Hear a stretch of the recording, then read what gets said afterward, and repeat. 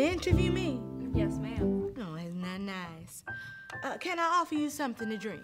Tea? Oh, yes, please, thank you. All right. Now, let me tell you a story that needs to be told.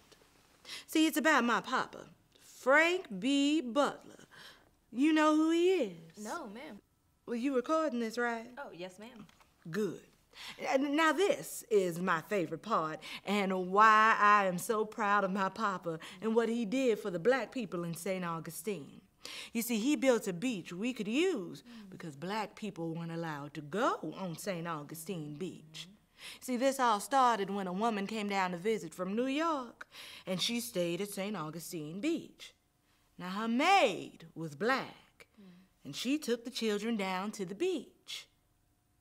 You know, they arrested that maid just for doing her job.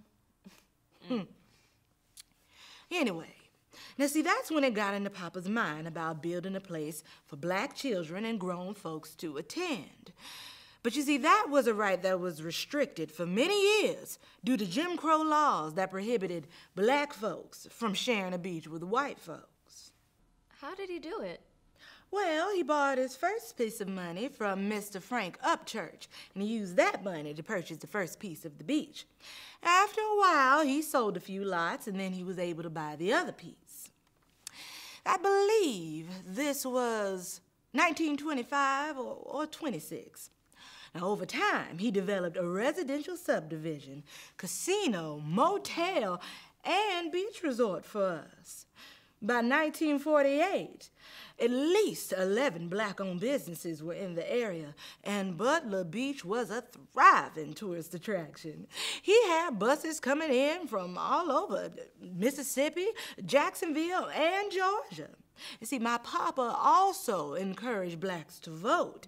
And he set up voting booths at his real estate office. I heard Butler Beach was all in the news in the 60s. Oh. White people were mad because Butler Beach was in the middle of St. Augustine Beach and Crescent Beach. See, these were beaches for whites only, and they didn't want us anywhere near them. I mean, they didn't want nothing to do with us. It got so bad, Martin Luther King came.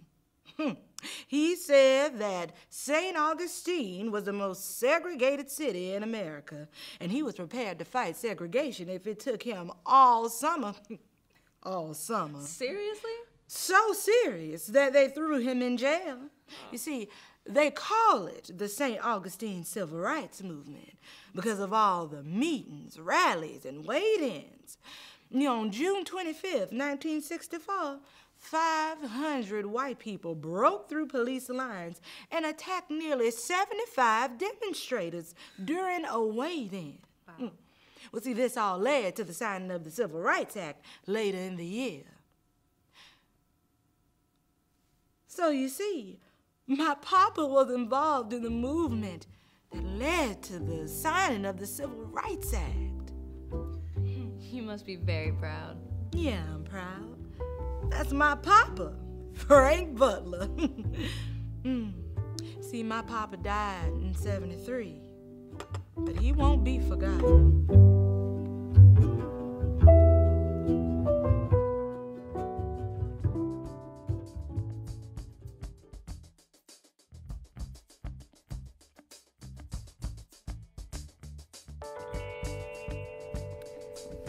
Stan, you still ain't got this grill going? Don't worry about my grill. Do you want something? I got this. You take care of that potato salad. Did you find up, And man? them greens. I got some baby back ribs, man. Oh, baby. Yeah. Okay. They're gonna be tender too. You want some of this potato salad? Who made? Can you believe all that happened in St. Augustine? Black eyed peas? You know, North Central Florida has plenty of history, from the Rosewood Massacre to civil rights breakthroughs like Butler Beach. Tragedies and triumphs in African American history? Uno. Stuff that people don't know about and just don't associate with Florida.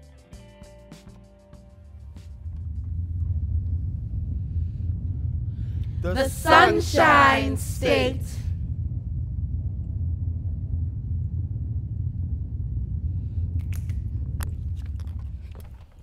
Y'all need to bring out the dominoes. Somebody want to play that Uno mess. Yeah, I do. I want to play. I bet you Frank Butler had So many problems trying to become a property owner back then. Folks probably challenged his offer to purchase. Question where he got the money. You know, a whole lot of homes and lands were taken away from black folks by tricky means like messing up the tax rolls and seizing their property. Intimidating people to run from the community. Oh no. Who made these greens? Glory did. You know there ain't no grocery stores around here. I had to pick up those cans from the corner store. All kinds of absurd code violations. What was that 1930s policy called? Redlining? Yeah, redlining. All right, we're gonna get us the house today. It's the house.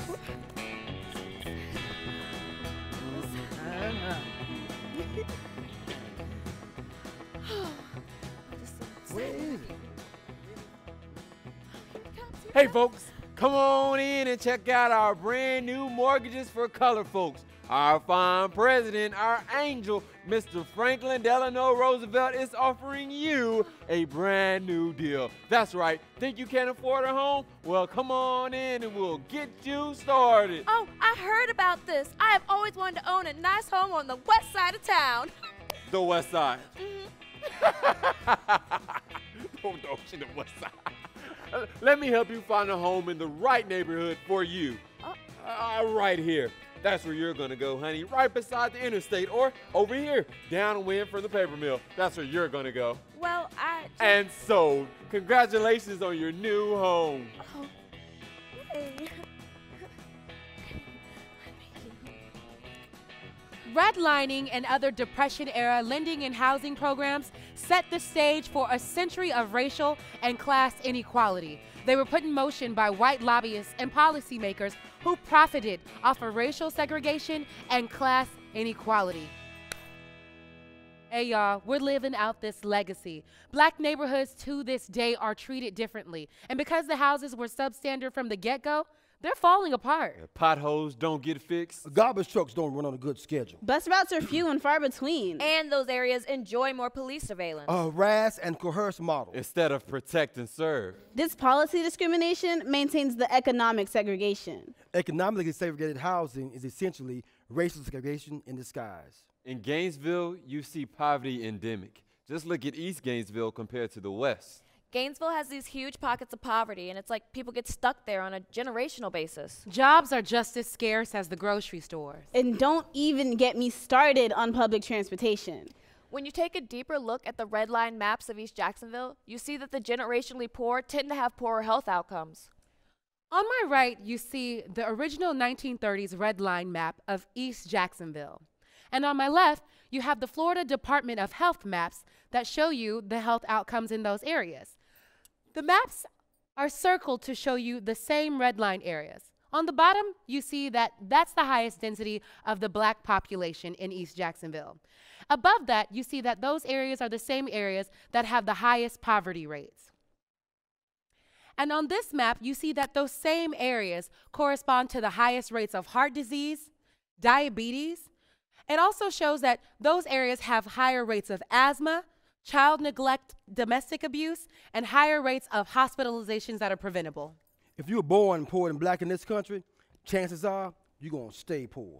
In the richest country in the world, poverty should be a condition that people pass through temporarily, incidentally, and have a way out of. Oh, Uno out. I win. Deal me in. Now I'm about to get me some of this good food. Me too. This is how systemic repression limits the ability to accumulate wealth. Well, yeah, because for most working class families, your only giant investment in life could be a home. Everything else, like a car, depreciates. That's right. You know, after World War II, the GI Bill made it possible for a whole lot of soldiers to get homes in good neighborhoods. And we know what good neighborhood is code for.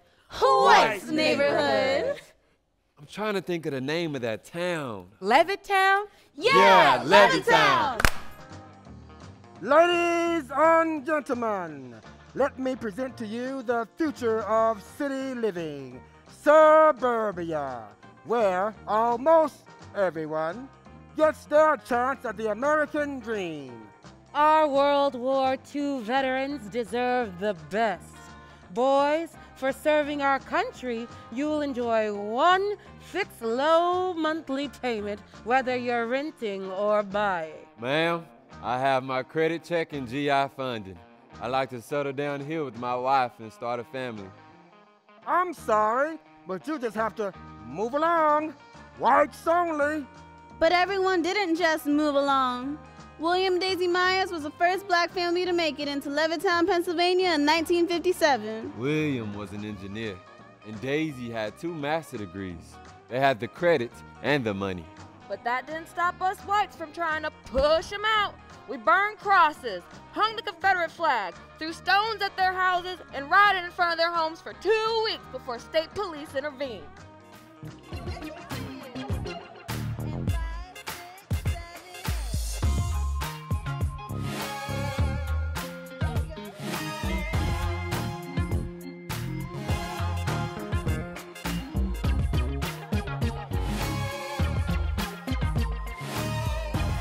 I can't breathe. Stan, are you okay? I can't breathe. Guys! Guys! I can't breathe. Oh, we gotta get him to the hospital. Someone call an I ambulance. can't afford no damn ambulance. I'll go get the car then. Okay, we're taking you. I'll be all right. Just let me rest. If we don't take you, you might have slapped your last electric slide. I'll be all right. Stan, you need a doctor. I don't trust them doctors. My daddy went to the hospital. He never came back out. Stan!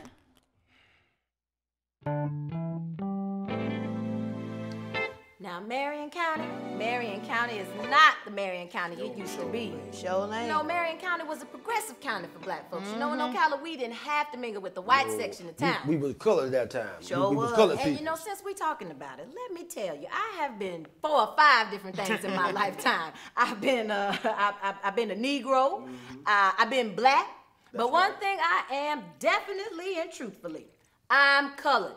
Even though, of course, they use it derogatorily. I'm still colored, and I'm always gonna be colored. But nowadays, it's this Afro-American that got me being now. Ain't nobody in my family I can trace back to no Africa. Sure, lady. Now, somebody somewhere along the line, way back when, came from Africa. And because my skin is brown, they're gonna say my people had to come from Africa. But what if I come from one of them Hawaiian Islands or Tahiti or something like Because that? they brown skin too, you know. You know, anyways, like I was saying, people just don't know. They don't know it. Y'all no. hush now, can I say what I'm trying to say? Go on then. Fine by me. Now in Marion County, everything we ever wanted was in the colored section of town. I mean, all the businesses, right? Even had that movie house, the Roxy Theater up Yeah, there I on remember that, Broadway. yes. See, we didn't have to go to the white folks' movie houses like the Marion, because when you go to the white folks' movie theater, oh, they'd make us walk up that fire escape and sit in the balcony. So we did not go there. We went to the Roxy. That's right, the Yes. Now on Saturdays, You know when I was going to school there, they had a colored bank. Owned by colored people. On the corner of Broadway and Magnolia Street. Color business is all up and down Broadway. Yes, but it on was. Saturdays, You know, hold on now. You know I don't know another colored bank in the state of Florida. But Ocala had a bank, a colored bank.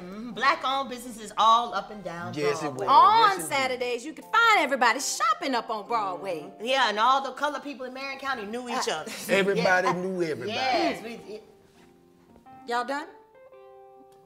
As I was saying, not just the whole county, but people from Ocala and everybody would be coming into town. I mean, everybody would be up there on Broadway. I am not joking. All up in the middle of the street having a good time. Yeah. And Gainesville had it going on too. If we would go up on the Bricks on 5th Avenue and Pleasant Street, that was the place to be. Seminary Lane. Remember Sarah Mike Knight's place, Mom's Kitchen in Wabash Hall? And they had the Rose Theater. I remember going there as a child. It's not like that anymore. No, sure ain't. Nobody knows anybody anymore because it's not the same. Nope. Colored folk done changed. Well, hell, I know where the white folks ain't changed and everything's still the same. Rosewood. Now, before y'all came here to Marion County, how was it out there in Rosewood? Lord. We had some pretty rough times down there. You know, the history, it repeats itself in Rosewood. Well, now, what you mean by history repeats itself? I mean, everybody knows what it means, but what do you mean by it? In 1923, when all the commotion started in Rosewood, when they started chasing all the people of color away, The Rosewood Massacre. the only first people of color to move back into Rosewood after that was Chase started in 2003, 7 days before Christmas. The 18th of December, 2003. I remember it because it was my grandbaby's That's birthday. right. You see, in 1977, I talked to Jim King about buying some land. I was looking for about 5 acres where I could raise some hogs or some chickens where I won't be bothering nobody. Hell, he took me up to Rosewood. I ain't know nothing about no Rosewood. Never even heard of the place. So we went up there and we came in.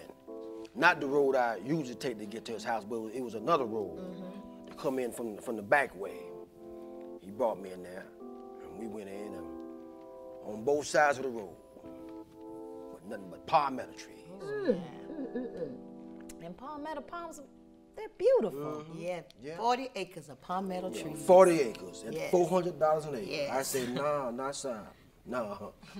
All I need is 5 acres. But he looked at it. Yeah. I wasn't gonna buy it. We get to his office and I say, about them 40 acres, will you take 300 acres for it? He said, nah, I can't do that. Oh, but Mr. Kane came back and he said, can you give me $500 down? I had $3,500 in my pocket. So I said, will you take a check, an out-of-state check? So I wrote him a $500 check on the Bank of Washington, D.C. for them 40 acres. In Rosewood. That's right. Not knowing. Not knowing nothing at all. Not knowing. You heard the saying 40 acres? 40 acres in a mule? That's right. 40 acres and a mule. In Rosewood. Yes, I did. I had 40 acres and a mule. But what I found out was the property I bought once belonged to colored people. The colored people ran away to avoid the massacre and all? No, they left all that property. All that property. See, them rich white people up there in Chiefland bought all that land down there. See, I found all that out as the years went by. Now, that's how I got to Rosewood. Nah, I said all that to say what I said. Get to the point, Daddy. Get to the point. December 18th, 2003. 7 days before Christmas. My grandbaby's birthday. My brick home decided to catch fire and destroy itself. Sure did. Completely destroy itself. I mean, we had nothing left. I had nothing left on my back but the clothes on my back. Everything gone, material and everything. Even the money we had in the house burnt up. 7 days before Christmas. Get out of town. We had to. That's right, we had to. Because I wanted to rebuild my home. And Levy County refused to give me a permit to rebuild my house, my own land. That's why I say history repeats itself. See, all this time done gone by.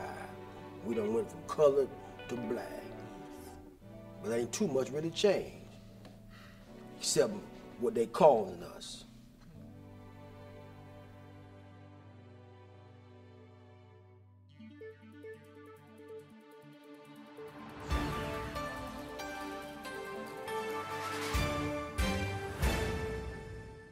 Good evening, Deanna Charles, BLM News Network, reporting to you live from the heart of Florida. Today, in one of the less desirable areas of town, a man collapsed while doing the electric slide at a family cookout. This backyard boogie, which started with fun and games, ended with the man hospitalized and his friends deeply distressed due to what the community suspects is a case of the environmental hazards of living in a black neighborhood. The man, known by friends as Stan the Poetry Man, was driven to the hospital by partygoers and pacified by ER staff, who weren't sure if Stan's pain was even real or if he qualified for treatment. Staffers claimed that Stan's insurance was initially declined because the money for his health care was being used to build a wall. Doctors say that genetics, asthma, diabetes complications, extra weight, lack of exercise, and poor diet were the cause of his health troubles, not his environment. Community members are speaking out. Genetics? I didn't even get asthma till I moved into this neighborhood. Hell, half the kids on our street have asthma. Extra weight? Staying in Poetry Man ain't even big. Take a look around. What do you see, huh? Definitely nothing to encourage you to get up and take a walk.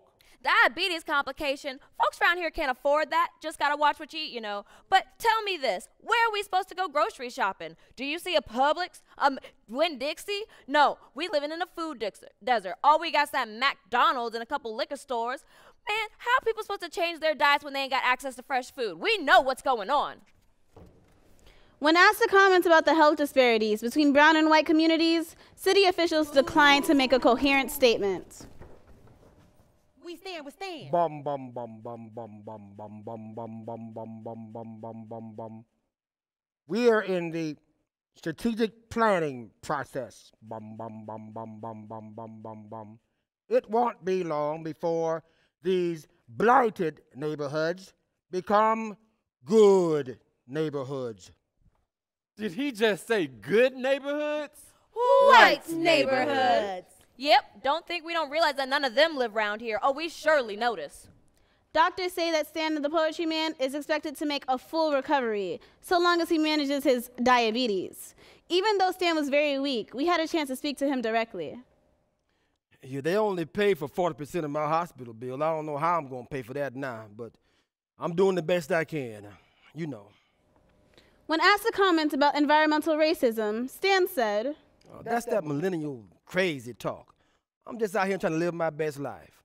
I ain't going back and forth with you reporters. Let's keep Stan deep in our thoughts and prayers.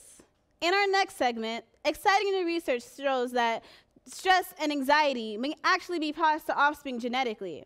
Standing with Stan the Poetry Man, this is your lead correspondent, Deanna Charles, exposing racist public policies in a city near you. Back to you, Tian.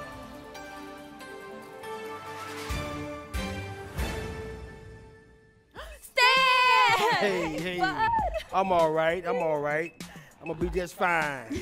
Welcome back, Stan. Yeah. Go for it. Connect four. Hey, I got next. Hey, y'all need to bring out the spades or something. Nobody want to play that kind of mess. I do. Come on, let's play. Hold on.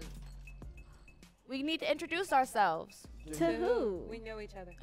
To them. Oh. Hi, my name is Jessica, and I identify as African American. Hello, I'm Stan. I'm a black man. I'm Nikayla, and I'm African American.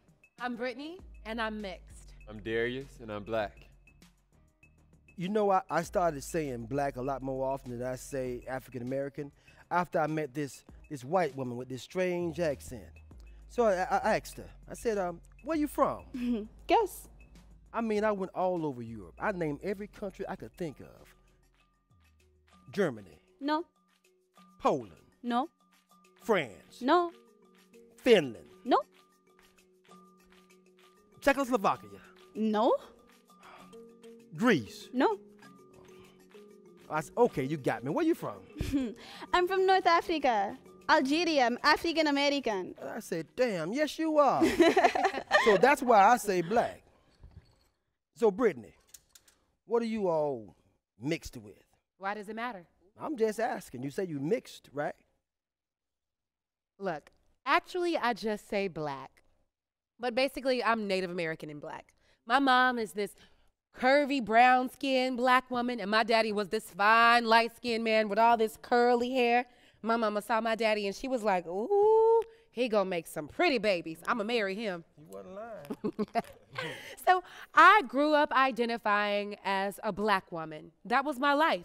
I was 100% one of those kids that would go up to the mixed-looking kids and be like, What are you? You don't look black. you ain't all the way black. Yeah, you a light bright, and you got all that funny hair. Yeah, you ain't black. They was too light to kick it with the black kids, too dark to kick it with the white kids. And I didn't think of that as mean or that it might bring up any complex identity issues. I was just a curious kid. But then I started spending more time with my paternal grandmother, and I found out that she's Native American and Portuguese. And I was like, dang, I'm mixed too. So basically, you identify with whatever the police say when they stop you. That's not funny, Stan. So you're saying the one-drop rule has proliferated into now. So what if she wants to say she's mixed? Race is just a construct anyway. Only 0.1% of the genome accounts for the differences we call race. Look, we get trained to pigeonhole people into something so early, I can identify however I want to. Tiger Woods went through something similar when he was trying to say that he wasn't just black, but the black community will say, nah, bruh, you black. Everybody always want to tell somebody else what they are. Culturally, I'm black. Always have been, always will be, but when people question my actual ethnicity, I say mixed. You know, black folks will jump on anyone who identifies as other if they appear to be black. You just claiming to be mixed because you don't want to be black. You just don't want to be black. Yeah, you don't want to be Yeah, black. you don't want to be black. What it is? What are you You don't want to be black. You You don't want to be black. I am black. I'm Native American, Portuguese, and black. Don't shoot. You know, the color of people's skin was the primary way I learned to describe people. Yeah, me too. I would always hear grown-ups say stuff like the dark-skinned man that lives on the corner, or the white man that owns the grocery store, or he was tall and brown-skinned. It's crazy because in European countries, well, almost everywhere else, people identify with their country. Yeah, it's about citizenship. Yeah, but here it's I'm black, I'm white, I'm multiracial. Aren't your values based on where you're from, like whatever your nationality is? Yeah, that's how we say African American. That's why y'all saying it. But see, there's history in the black community. We always want to be anything other than African. Well, yeah, because African and blackness has had such a stigma. That's because there's shame. We have consistently been portrayed in shameful ways. First in minstrel shows and in cartoons, and now in the media. If you actively deny being black, you are denying ownership of that shame. But the negative portrayals of blackness are out of our control. We don't want to and shouldn't have to accept these stereotypes given to us all willy-nilly by groups with racist and biased beliefs. I am so proud to be black. Yeah, me too, proud to be man. black I don't too. feel any shame about that. That's you feel right. me? Wait, Darius, hand me the ball. All this talk about stereotypes, I gotta get something off my chest. Okay. Yes, this is my natural hair, and no, I don't shampoo it every day. Give me that ball. I got something too. Yes, I was raised with both my parents. Okay, all right, over here, over here. Yes, I can take a shower without shampooing my hair. And no, you can't touch it. Oh, wow. I'm articulate and well-spoken. So are you. Unfortunately, these racist stereotypes that have been perpetuated since slavery did not only take root in white minds. That's why I just shake my head at all this Native American talk amongst our community. You talking about all the black folks claiming they got Native American blood in them, right? Excuse me? No offense, Britt, but that was really prevalent in my family. And then some of us did Ancestry.com, and we realized we ain't got a nary job of nothing. We're from West Africa. We're from the Eastern Coast. So all this talk about race as a construct just leads me to an even bigger question. What are we going to be calling white in 10 years? It seems like the definition of white and the people included in that whiteness has expanded. Yeah, because when the Irish first got here, they sure weren't considered white. Exactly. They graduated. There is truly an irrational fear of whiteness disappearing. So they just start letting anybody with white skin in the club.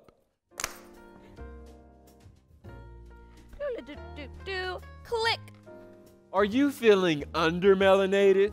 Does affirmative action feel like reverse discrimination? Does the Black Lives Matter movement infuriate you? Then welcome to Club Caucasoid, where all lives matter. Because all lives here are white. And don't worry, there's plenty of sunblock for the entire family. Click. Prejudice and self-separation became virulent racism in the Middle Ages when Europeans who learned a lot from the Moors went around the world and noticed there seemed to be many more people who didn't look European. Let's not forget that those explorers tended to explore the women everywhere they went, and those babies did not look European. See, they thought the whiteness would disappear, but now we know genetics. If a white woman and a black man get together to make a baby, nothing has disappeared. Phenotype, the genes you can see, is all a part of genotype, all of the genes. Everything is in there. There's no disappearing, bruh. So you're saying it's appearance and not race that's the basis of the hatred? Yep, differences in skin color. It's like if it ain't white, it ain't right. And if it's brown, you ain't down. Man, anything brown is considered less than, but what's the motive behind this thinking? Behind racism, it was an economic order that became the social order. What? Shall we? Shall we? The economy in the South was booming because of slavery, so slavers had to find creative ways to defend the moral soundness of the slave trade. We're saying it was all about the Benjamins.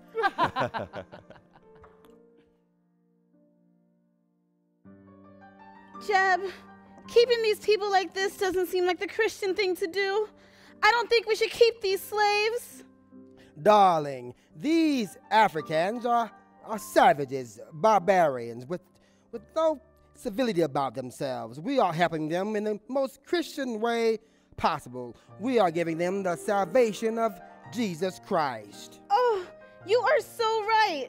Let's have Junior's wet nurse Sarah baptized right away. They all listen to her, and when they find the Lord, they will learn to become docile, obedient workers. Yes, dear. Hold a Bible study, and then they will learn that even the Bible says that they are destined to serve us. Even though Jeb knew his wife was right, he couldn't admit it. Slavers weren't going to let their pockets suffer due to a silly moral discrepancy. All was well on the plantations for a while, but as the colonies started to grow, pressure started mounting for the abolition of slavery. England was done with the slave trade and thought that the colonies should be as well, so more sophisticated, racially based reasons were created to keep slavery from being abolished. We ain't stopping nothing. These black Africans, hell, they ain't even human like us. They come from them apes and them chimpanzees. Daddy, Sam done run away again. We done caught him, but this time he was hiding in the shack with some people in town. Well, I'll be. Them poor white trash trying to save my nigger. Well, we ought to just, you and me, go show them what a good nigger whipping looks like in the middle of town. Just in case one of those poor white trash nigger lovers want to be a hero. There's more. There was a woman with the mulatto baby when we found him. What? We'll have to string old Sammy up. Teach him and them other niggers to keep they monkey paws off our precious white women. Daddy, no. We grew up together. His mama nursed me. You do as I say, boy. Daddy, no, he's just son and he's my brother. Everyone knows the truth. You a liar. You a liar, and I bet not never hear you say that again. Ain't no nigger, no kin of mine. Now, unless you want to quit being my son, you better cut out all this madness and do as I say. Cause today, people's gonna pay. You're gonna do it yourself then. Oh no, Junior. It's time you growed up, baby boy. It's like killing flies. You know the good Lord put them here for a reason, but you ain't thinking about that when they buzz around you, pissing you off and flying away and coming back again and smash. You smash them and you feel better. Daddy, no. This isn't fair. It's the worst thing that could happen. It's just not fair. Life isn't fair, Junior. Life isn't fair. But hell, now go on get to it now. But Junior, you're wrong. This ain't the worst thing that could happen. The worst thing that could happen is, hell, you could be black.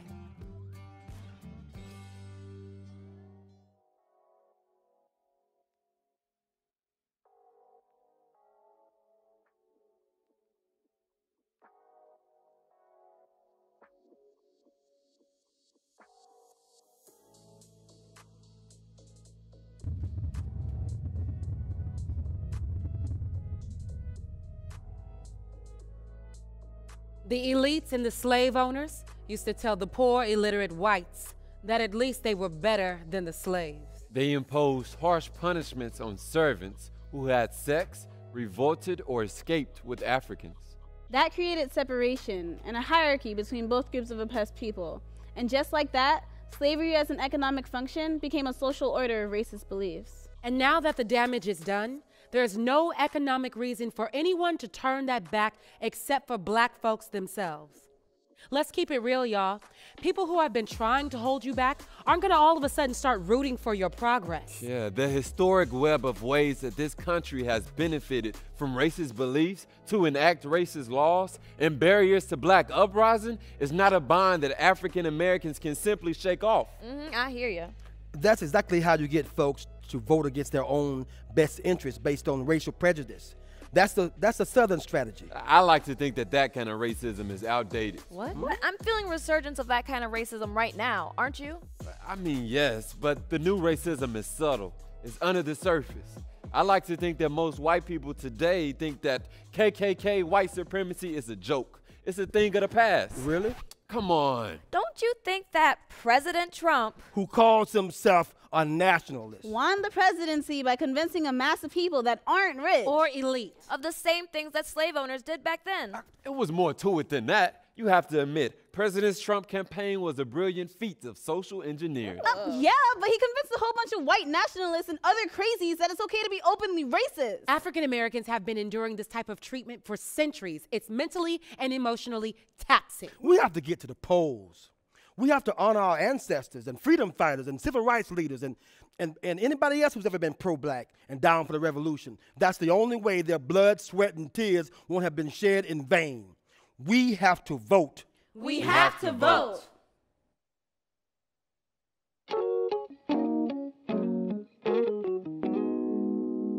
Well, St. Augustine to me was a very nice town to live in. I lived on the west side of town, and Audrey lived on the north. You see, the SCLC was always on the lookout for localities with particularly harsh regimes, cities that were oppressive beyond the ordinary limits of Southern society. I had decided to move down to St. Augustine to open up a dental practice. And the young kids came to me and asked would I consider being the advisor to the NAACP Youth Council. Naturally, I had no reason not to, so I said yes, I would. Washington Street was our main street that had all the black businesses on it. I had seen the young people gathering outside the St. Paul's AME church down the street from me, and I thought, I'm gonna go down there and see what they're doing. Well, things started for me when I asked my mother permission to go and participate, and she, of course, said yes. So I went every day over to my sister's house, and that's how I got hooked up with them. But all we were doing was just gathering. We didn't start off picketing or demonstrating. We would just sit around and talk about what it was we wanted to do, you know? I guess we was just tired of going with the signs. We wanted to make a difference. We wanted to just go in, sit down, and ask for service. Dr. Haling, he was our advisor, our youth advisor, and he just motivated us to want to go out and make a difference. We had realized that it was time to do something, so a group of us decided that we were going to go downtown for a sit-in. But the NAACP feels that they can't support a fully fledged movement down in St. Augustine. So for the time being, we don't have support from a national organization. I guess the local NAACP wanted a little more time, but for us it was like we just need to go, sit in, and ask for service. We were determined not to let anybody put a damper on our activities, regardless to whether he gave us his permission to do it. Dr. Haling still came and stuck by us. Now we've decided to reach out to Dr. King and Reverend Abernathy of the Southern Christian Leadership Conference, the SCLC, to see if they can help us out. So we sought out St. Augustine, or to be more precise, St. Augustine sought out us. So we went down to Woolworth's lunch counter and asked to be served. We don't serve niggers here. You need to leave or be arrested. But we continued sitting at that counter. We was unlawful guests. We were the undesirable guests. We were trespassing. And if we didn't leave, we'd be carried off to jail. And that's what happened. Turn me around, ain't gonna let nobody turn me around. Gonna keep on talking, keep on walking, marching to the freedom land. When we were first brought down to the jail, they didn't have us in a cell yet, so all 16 of us was just singing. All of us just singing and clapping. We had no sense of fear because we were all together as a group. At first it was fun to us because we knew we were fitting to leave. But that didn't happen. We went to court the next morning and, well, that's when everything just spiraled out of control. The judge had a petition for our parents to sign stating we wouldn't demonstrate until we were 21 years old. And we said, no, don't sign. We was 2 days in that jail. Then it was a week. Then it was 2 weeks. 3 weeks. 4 weeks. So many weeks being locked up in isolation for so long. And then to our reform schools. We were 77 days in the county jail. We were 52 days at that school. Joanne and I, we saw Mama's pain when they came up to that school and they saw our bloody knees. We had to wax and buff the floors until you could see your face in them. And if they weren't right, you had to do it all over again.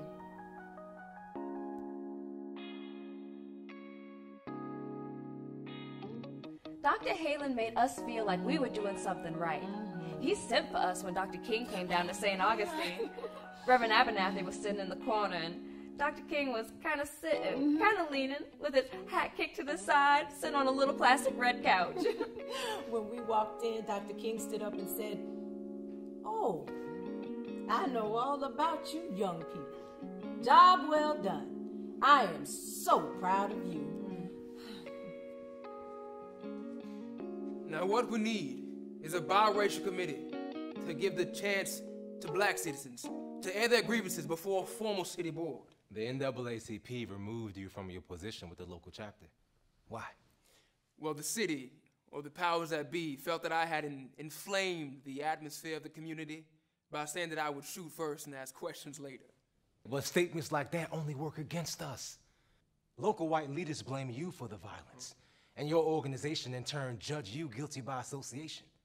But it was my home that was shot up in the middle of the night, killing my dog and almost killing my pregnant wife. And it was me and a few other good men that was captured by the Klan during one of their mass rallies and beaten mercilessly and stacked up like firewood on the stage where we waited to be burned alive. While your anger is warranted, only through the use of nonviolence will the indignation of this entire nation be stirred up on our behalf. There will be neither peace nor tranquility until the righteous demands of the Negro are fully met. It is now we must practice restraint. The eyes of the nation are on St. Augustine. Until we decided that we wanted to integrate and go sit at that counter, we thought that everybody loved one another, that everybody just got along. No. That's when they really went completely crazy. Martin and I decided to take on the burden of the campaign ourselves by seeking arrest. It was certainly easy enough in St. Augustine. We planned to go over to the Monson Motor Lodge, stroll into the dining room, and ask to be served. Well, that evening, I was with everyone at the church. I had my purse, and I was dressed, boy, I tell you. And then, you know, I had no intention of going back to jail, but Dr. King turns to me and says, "I want my little hero to go with me in my group."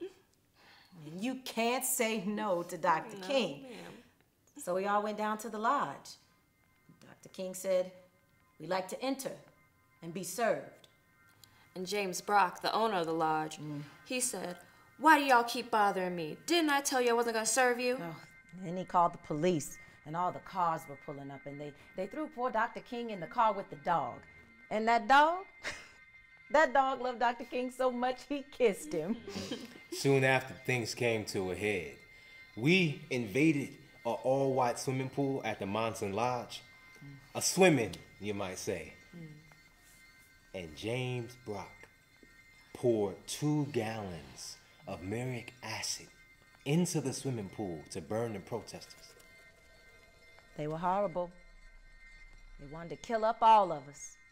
Soon after, we got word that the governor was forming a biracial committee to restore interracial communication, but denounced us as outside agitators and asked that we leave the community as if the problem were the demonstrations and not the injustices that provoked the demonstrations.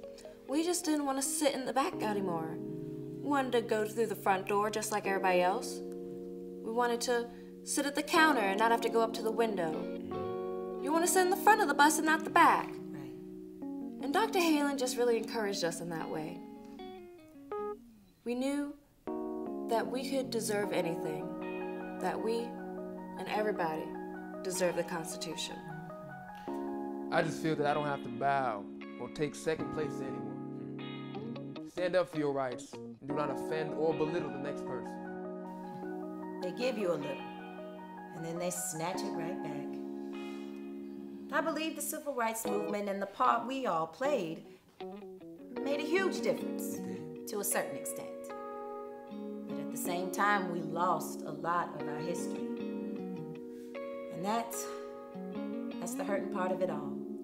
I can say with certainty, we learn to be more cautious and less trusting for our confrontations in St. Augustine.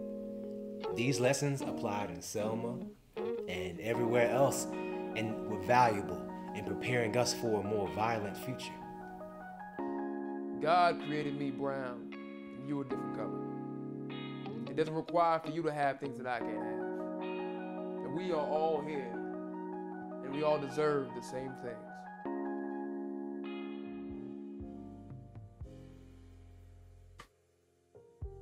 I love that Dr. King and Reverend Abernathy advocated for peaceful protests. Today we have Kaepernick taking a knee. But do peaceful protests really work? Who's Kaepernick? Where you been?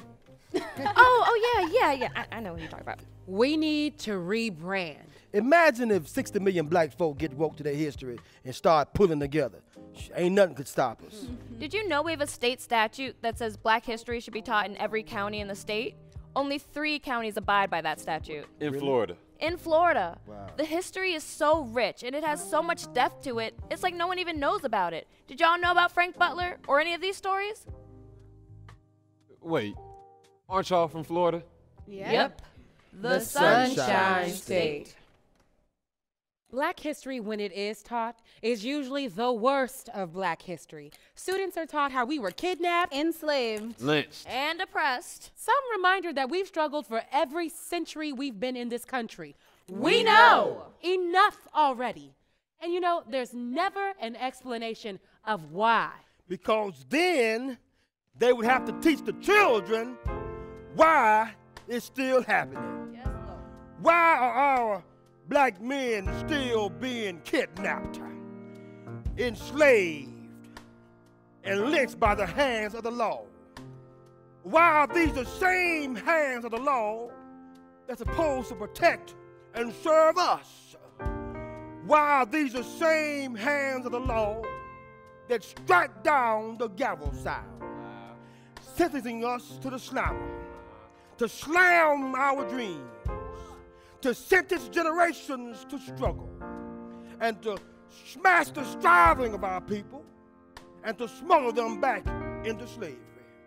You see, then they would have to teach the children why prison is the slavery substitute. Why they out here making criminals for profits. Amen, amen, amen. Why is criminalizing black folks still filling their pockets? I say still filling their pockets. Let us turn now, if you will,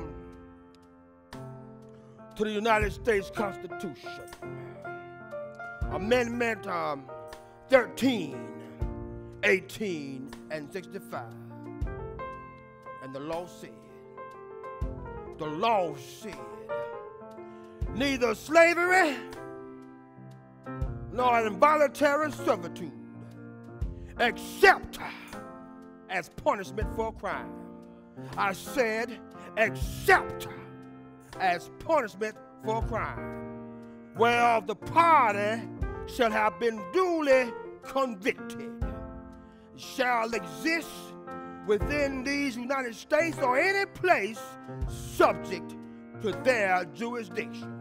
I don't think y'all heard me. I don't think y'all heard me. You see, the same law that made slavery illegal made it legal again. I said the same law that made slavery illegal made it legal again. Ooh, Lordy, ooh, Lordy, they say,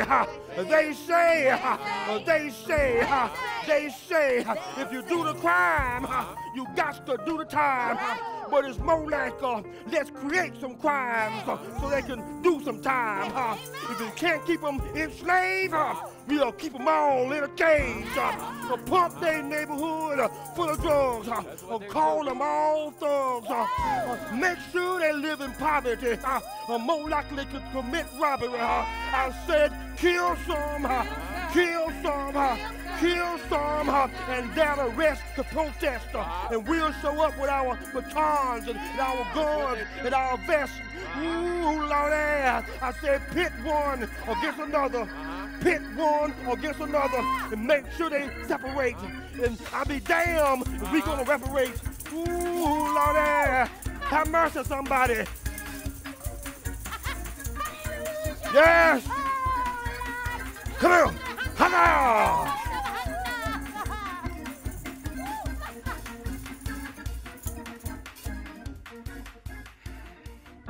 Well.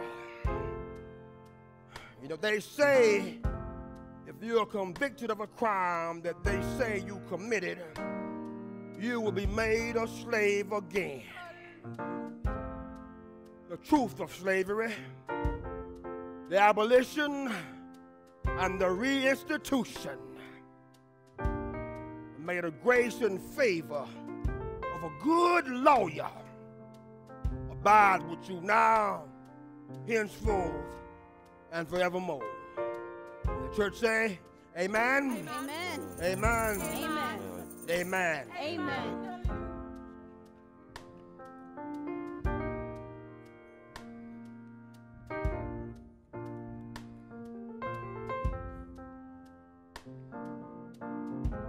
I get my strength from knowing that my people were in bondage, knowing what they accomplished in spite of, surviving what most couldn't have survived. That's power to me.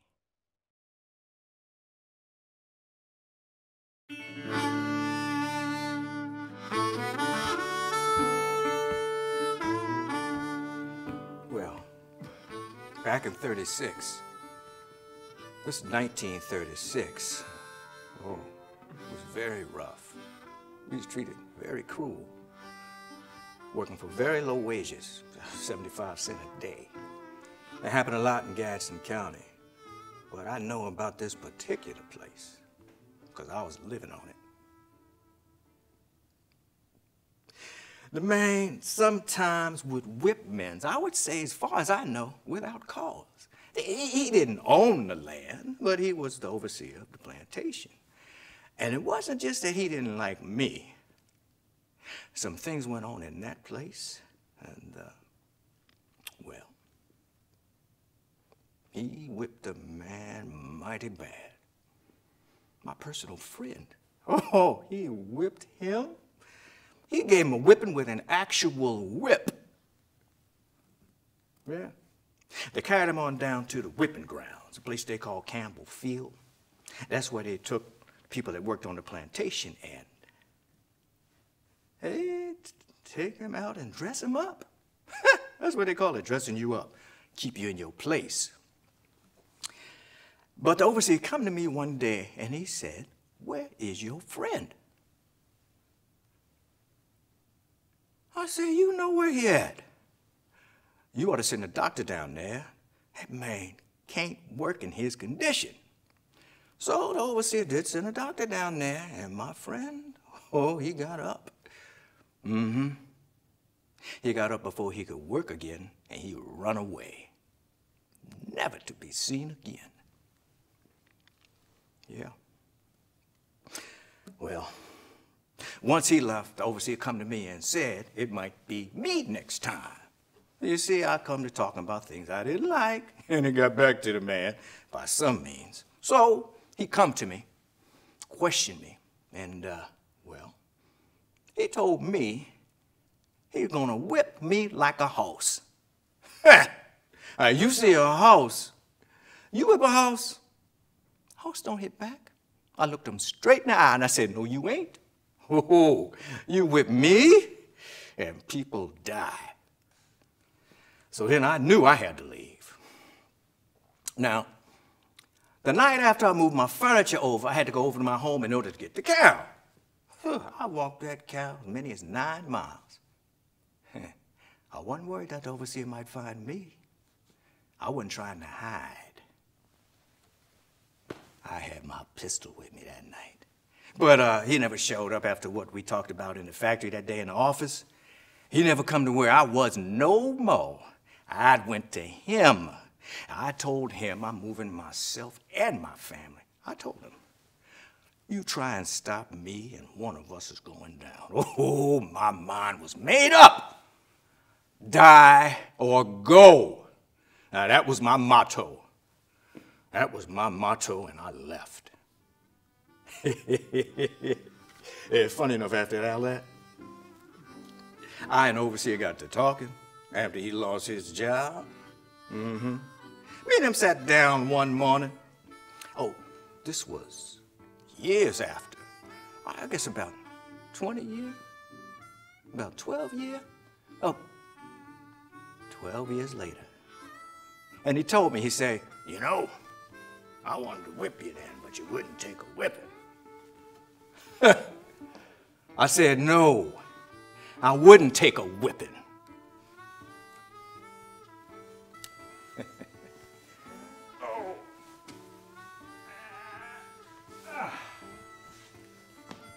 That cracker bastard.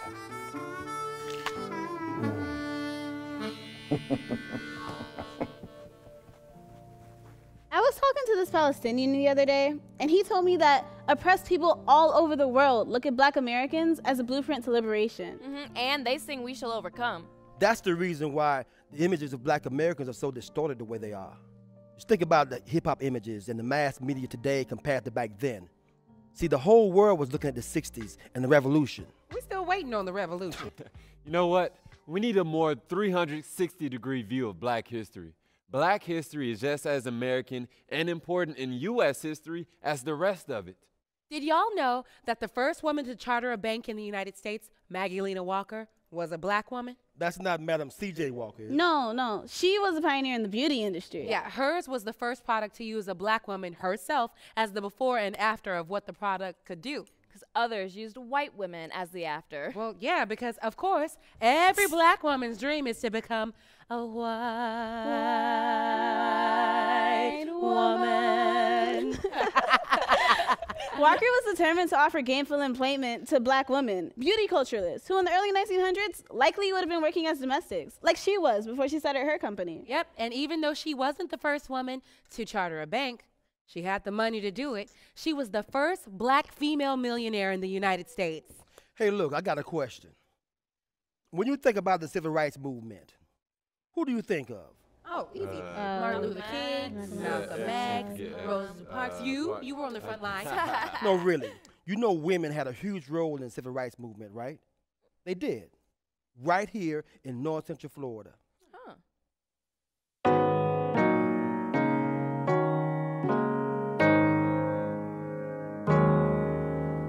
One night, I got up to go to the bathroom. It must have been after midnight. And I saw this light. So I came on out to the foyer, and there was a state trooper's car parked right behind Dr. Halen's office. So I looked across the street, and there was another one parked between the church and the parsonage. So I said to my friend May, that she lived in the house next door, I said, May, you know the cops is parked in your driveway. And she said, Ladybug. She always called me Ladybug. They've been doing that ever since Dr. King left. Oh.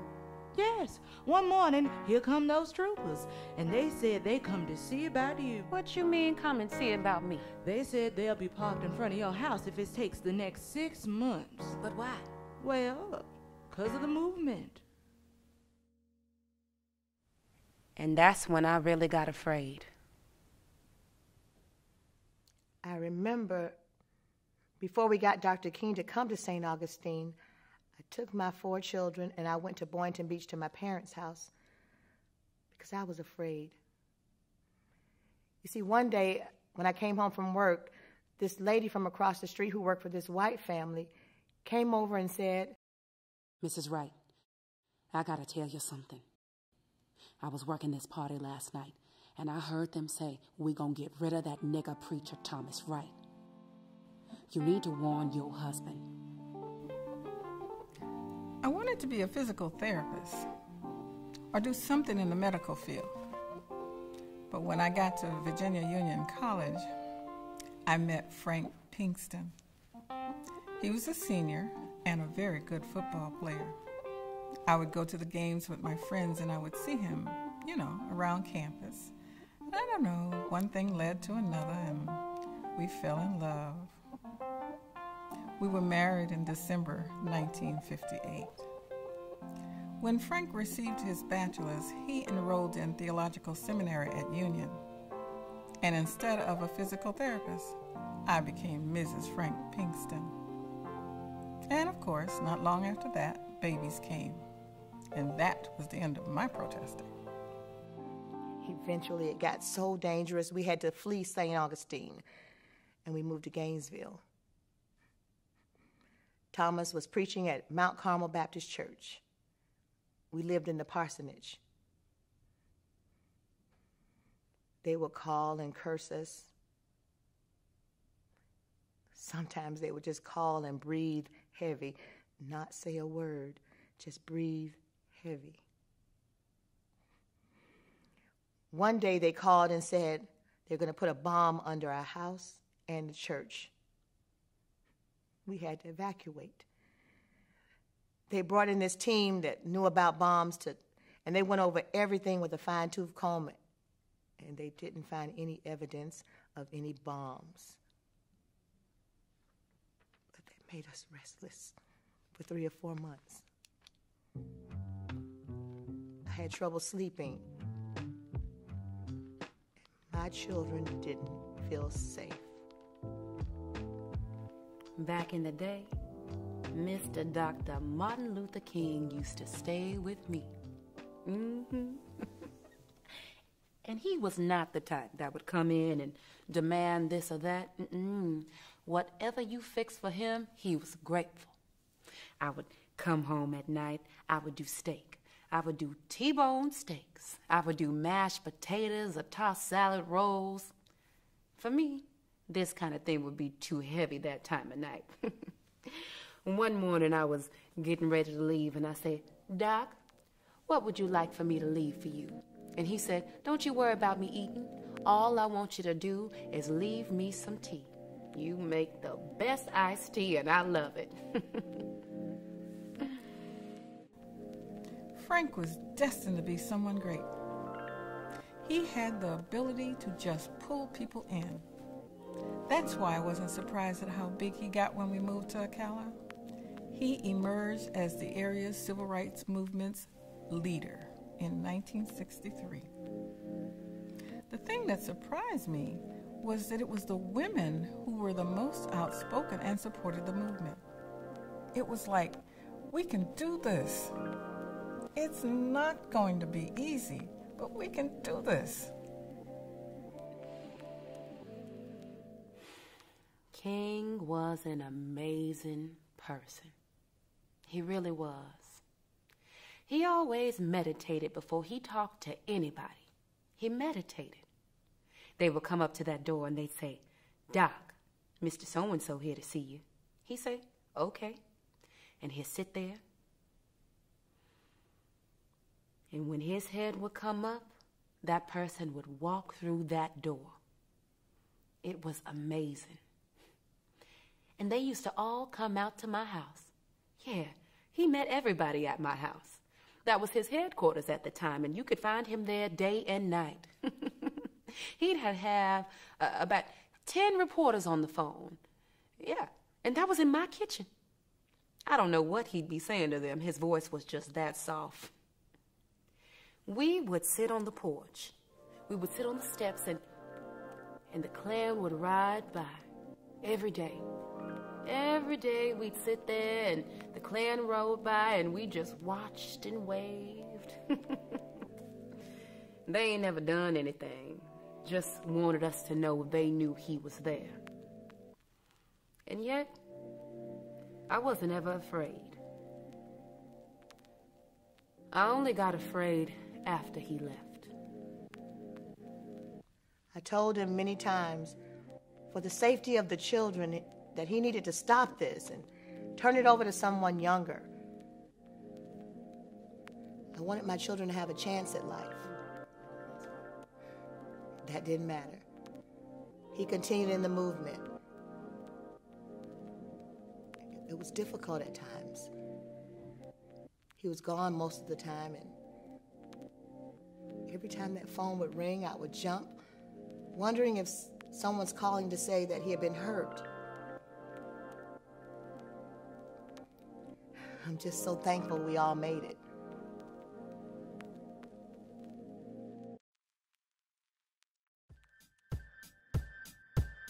Yeah, we all learned about Harriet Tubman. Rosa Parks. Coretta Scott King. Angela Davis. But these women, the wives, sisters, and mothers, they were the real backbone of the civil rights movement. I wonder how that affected them all mentally after it was all over. I can't imagine the type of stress they had to deal with trying to protect their children.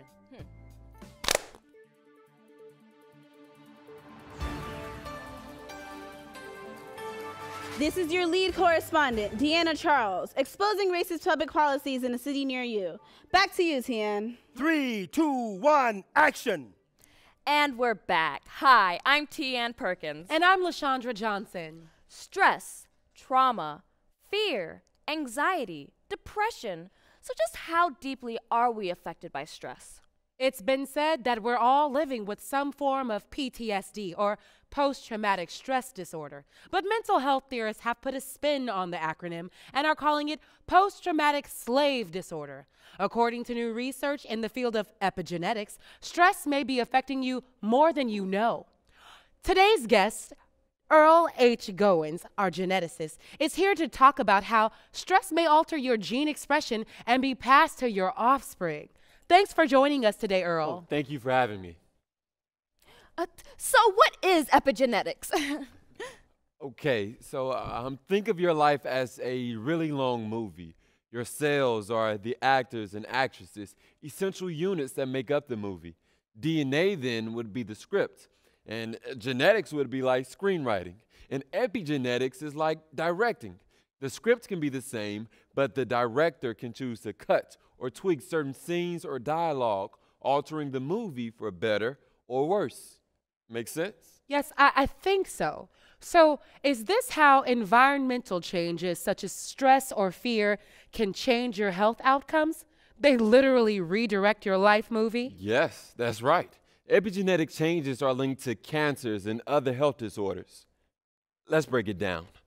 When something traumatic happens to you, epigenetics enable expressions of long-term memory-promoting genes. So your cells actually change, and those changes live within the cells long after the event is over.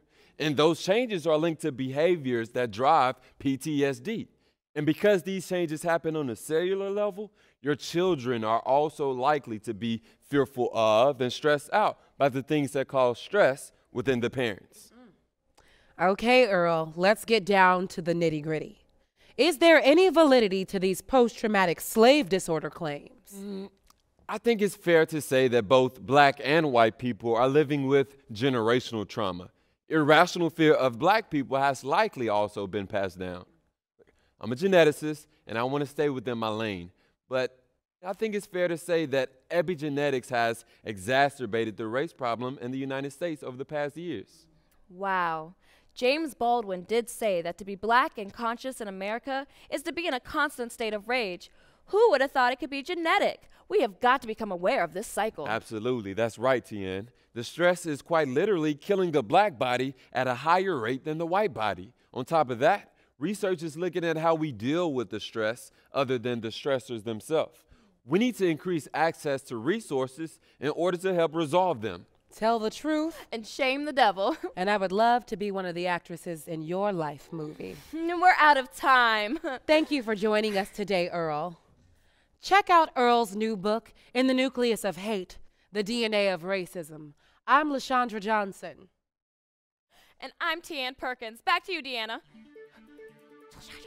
Thank you, ladies. This is BLM News Network, ensuring your knowledge base is wealthy so black families stay informed and healthy. 3, 2, 1, cut! Hey. Oh, there we go. Man, I didn't know there were any black women making money moves like Maggie Lena Walker and Madam C.J. Walker. Ooh, I just thought about it. Another woman just made history. Cardi B is the first solo female artist to win a Grammy for Best Rap Album of the Year. I can rap too. Oh, really? Yeah, listen. I need my hype ladies. Yo. Yo,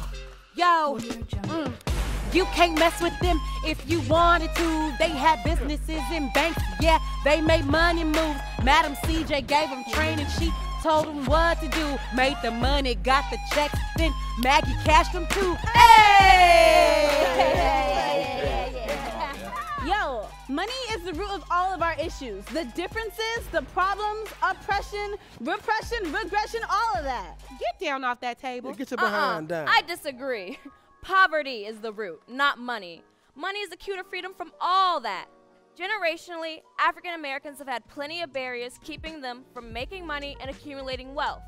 So black people have also had a huge disadvantage when it comes to understanding money. Things like how to invest it, make it work for you and grow just aren't common knowledge in the black community.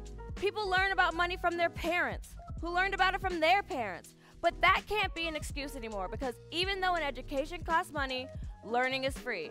And we can learn how to accumulate wealth. Anything you want to know is on the internet. We need to reestablish what our value is as Americans, as African Americans, Black Americans, whatever. What brands us is our art. Our art brands us? Yeah. You see, an artist creates something organic that testifies for the community. Because the precedent stands that the oppressed will always begin to create art that speaks directly to that oppression. That's right. Huh? But see, what happens is this powerful art form is sought out. However, it's not sought out to be destroyed, but rather it's sought out to be fixed in a different form and then given back to the community from which it originated. And now this new art form, it looks kind of like your art. It sounds kind of like your music. It kind of has a funky beat like it. Right, but it no longer testifies for you. Now this new thing that they created in a lab somewhere testifies against you. Just think about every commercial hip-hop song you hear on the radio. It glorifies degrading women, selling drugs and narcotics, excess materialism, bling, just plain old foolishness, nothing of any real substance. Yeah, they basically won't produce a record if it doesn't have enough certain keywords. Right. Can you say nigga just once? They are intentionally producing a particular image of blackness for the public to consume. Right, and that is how the black community is branded. Through marketing. Through social media. Through corporate hip-hop. Through reality TV. Love and hip-hop. Ugh. Oh, but it was funny when Stevie J... Shut up, Darius! Somebody told me if you want to change someone's culture, you start by changing the music. See, the rebrand starts there for me, with the music.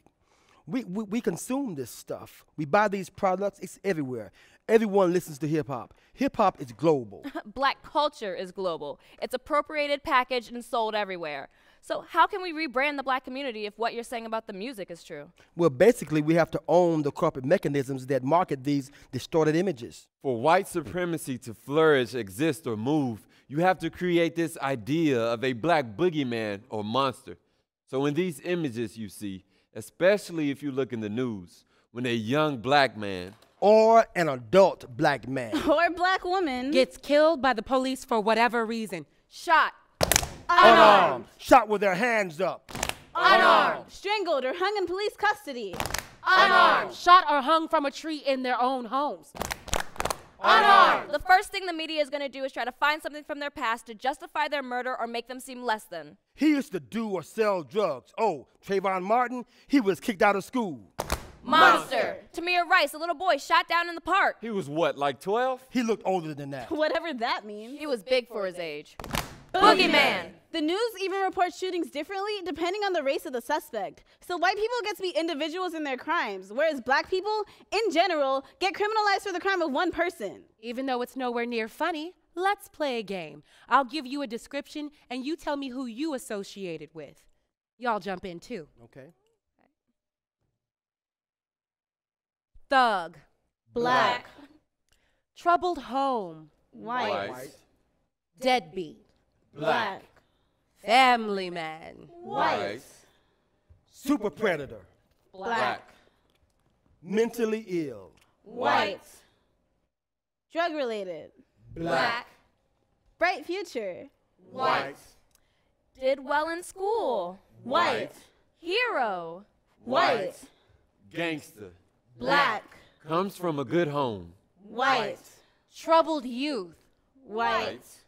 career criminal. Black, dangerous, violent, thug, criminal. Gang member. Black, dangerous, violent, thug, criminal. Drug dealer. Black, dangerous, violent, thug, criminal. Dangerous, violent, thug, criminal. Dangerous, criminal, violent, criminal, criminal, criminal, criminal.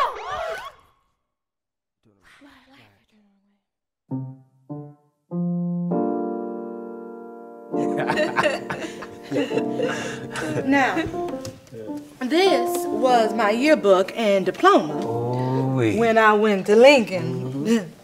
We were the Fighting Terriers. That's right. The Terriers. Yes, that's what we was. Terriers are known for their fearlessness and tenacity. And that's what we were. Well, we had to be. Okay, you were fearless on the field. I heard everybody wanted to play y'all in football. Oh yeah. Across the state, we were very envied school. Everybody wanted to beat Lincoln. Oh yeah. You know, competition was always strong to play Lincoln High School out of Gainesville. You know, it was always because they wanted to see our band. Watch out now. Oh yes. If the crowd was, let's say, in an uproar, something like that, the minute Lincoln hit the field, Yes, sir. it got attention. Yes, sir. They said it was a whole show from start to finish. Oh, yes, it From was. start to finish. Yes, but you're right. Terriers were fearless and feared. There was Howard in Ocala, they feared us. Lincoln Academy in Palatka, they feared us. Orlando. Mabang in Alachua. All those high schools, Tallahassee, all those schools feared us because we were so great during that time. And when we played, we went to Palatka and Orlando, we had to beat them twice. Had to beat them once on the field and had to beat them again off the field trying to get your vehicle to come home. Because when they lose, they want to fight. Oh, yeah, and it was always crazy. Every day. You know, I remember when we just walking to school, we had to pass Buchholz from our neighborhood on our way to Lincoln. And the Buchholz children, they rode the bus there. And when that bus passed us, they spat on us while we were walking to school. That is so horrible. No, it wasn't.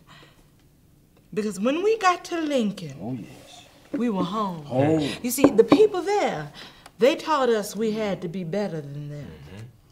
You see, we were not taught at Lincoln, we were educated. That's right. Well, what's the difference? Well, see, the difference is when you're taught, it's between the covers of the book. That's right. But when you're educated, it's between the covers of the book and outside the book, too. You get what I mean? See, when I started teaching at Lincoln, I wanted to try to change things in the teaching situation. That's good. The textbook that I had to teach from was a textbook that students in Gainesville High School had used. When they got new books, the old books would be handed down to us to teach from. We were always using their hand-me-down books. Sometimes people strategically would rip out the pages. Sometimes the books were written in. Oh, yeah. Sometimes there would be messages in those books. Messages directed to you, directed to us. That's right. One time I was with my book and I saw, to the nigger that gets this book, I hope you have the intelligence to comprehend what's in this book. Oh, my goodness. Because they knew that the books would be handed down to us. And I had to teach government and history of this country from those books. And the thing about the textbook, what was in that book was not reality. Not the reality of what was really happening. They didn't even mention people like Frederick Douglass. No. No, they didn't mention the blacks. Not the black people that mattered. The black people that changed history. That wouldn't even be in the textbook. So my students that I was teaching knew nothing about them people. So what I had to do, none of that was in the textbook because the textbook wasn't written to teach them about that. Of course not. So what I had to do, I had to write a new lesson plan. I had to give it to the white supervisor over social studies to approve what I was going to teach. I had to. I had to teach my students what this was really about. And that was that the slave, the Negro, blacks, whatever you want to call them at the time, were an integral part of the westward movement of the South. That's right. We had to talk about presidents like Jefferson, Andrew Jackson, Abe Lincoln and George Washington. We didn't talk about George Washington Carver or Booker T. Washington. Right. I had to insert that in there. Right. Now, when the Civil Rights Movement came about, I was teaching at the time. Now in the textbook, they had what they call pressure groups. Now the pressure groups, that was the labor unions. They ain't talk about the other pressure groups who eventually pressured people into changing laws on their behalf, like a SNCC or CORE or NAACP. They ain't talk about those pressure groups. Of course not. And one day, I was teaching about them other pressure groups, and the supervisor of the school came into my classroom, and I had it written up on the board. Do you know, she went back to the superintendent and said that I was teaching subversive activities. You were just teaching the facts. And it was a fact. I said, don't tell me how to teach. I said, I'm teaching students, so I'm teaching the facts. I told them point blank, nobody sitting around me in this room got more knowledge of history, government, or anything else I was teaching. That's right. No, you didn't. You said that. Look, I said it to their face. I thought I was going to be fired. But instead of getting rid of me, they just moved me up to the front office. Yeah, see, they made him the dean, just so that he wouldn't be directly involved with teaching the students. But you see, that's just how much our teachers cared. Right, the teaching never stopped. Yeah. Educating never stopped. That's right. Every day there was something to remind you that you had to be better than the next person because of how you looked and who you were. Right. And you know, the one thing, when I went to Lincoln, it wasn't integrated. It was segregated. That's right. Yeah. And you know, you might think, oh, you know, that's not a good thing, but believe me, it was. So what she's saying is that Lincoln is a hub. It was the center of the black community. Virtually everything took place at Lincoln. So the pride was there. Yes. People say Lincoln was where things happened. Exactly. So when you start to talk about things that happened before integration, we begin to lose a lot of our identity. We begin to lose a lot of the identity that got us to that point. That's it. And what worries me about our history is, if our history is not valued, we could very easily lose all the ground we gained. Yes, sir. Yes, sir. I'm sorry, so you didn't like integration? Well, well, you see, integration is not what the blacks asked for. We asked for separate but equal for 10 years. Just give us separate but equal. That's it. Give Lincoln the same books and whatnot you give them. There was always a separate, but there was never an equal. Ever. We were absorbed. Yes. We weren't integrated. We were absorbed. Lincoln High School was top of the line as far as high schools go. That's right. In everything. Everything. But you know, and integration came and changed all of that. Changed it all. The closeness, that's right. the beautiful community that was created was lost. Yes. You felt that you had lost something? Identity. The value of history. You know, just so many things, like respect for one another, family. We just lost so much in our time. I know time doesn't stand still and you got to move forward and progress, yeah, but we just lost at the very core the fiber of what made us strong when we began to integrate schools. When I think back on Lincoln, sometimes even now, I'll shed some tears. Cause I just love being there. I'm a terrier. I am a terrier. I will never forget the spirit of the terrier.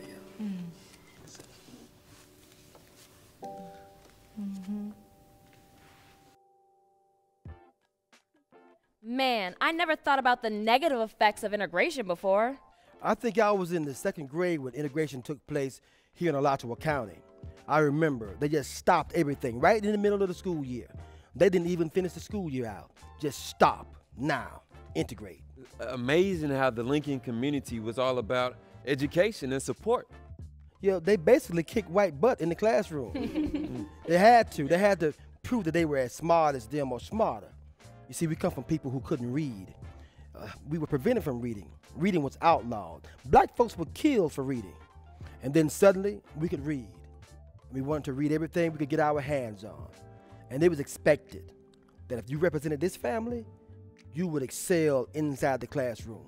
Hey, integration and inclusion are not synonymous. If the education of a child is left in the hands of those who don't even want them there, of course the kids are going to get the short end of the stick. Yeah, and an education system that excludes black children becomes a workforce that excludes black adults. And a workforce that excludes black adults turns into a group of people with underwhelming amounts of wealth trying to raise families without access to good health care. Yeah, and those families would in turn live in poor neighborhoods. And the property taxes of those neighborhoods are what primarily funds the public schools in that area. So the school's resources are then limited, resulting in an education that's inadequate compared to students in wealthier neighborhoods. And then those students have even less of a chance to compete for and land spots in the top universities. And we all know that universities only want the best and the brightest. Yep, and just like that, if they can't get into college, more will join the workforce straight out of high school and become a part of a vicious cycle of exclusion that no longer says that race is the reason that segregation and inequality exists. It gets to be masked behind class and economics. You know, it's almost impossible to conceive, to quantify, to track all the different ways in which unequal education can affect people. Oh my God, that reminds me. So my sister is a nurse, and she mentioned that when a patient or one of their family members is in the medical field, the doctors and nurses that brief her tell her to be on top of her stuff. Not that she isn't usually, it's just that these patients tend to ask more informed questions, and their family members know more about the procedure and treatment options available to them. And I get it, the hospital wants to protect its reputation when it has a healthcare professional in their care, right? But think about this.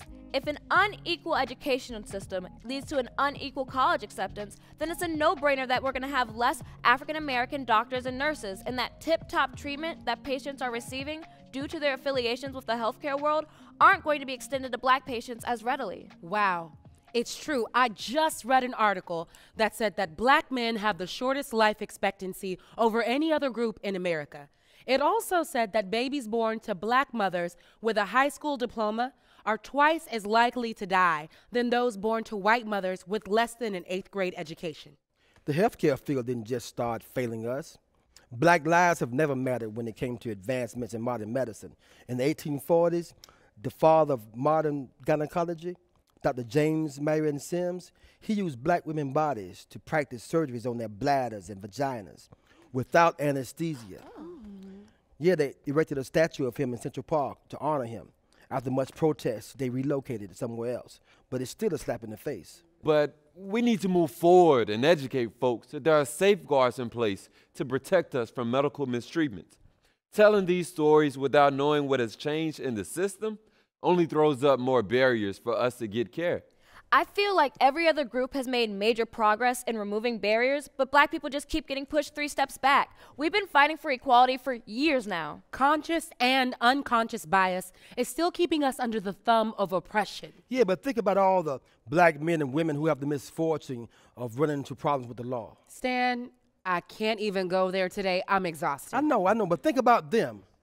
Think about them. How many young black men and women are leaving prison diagnosed with depression and other mental illnesses? How many black folks who haven't even been locked up are living with mental illnesses and don't even know it, or just have limited access to health care?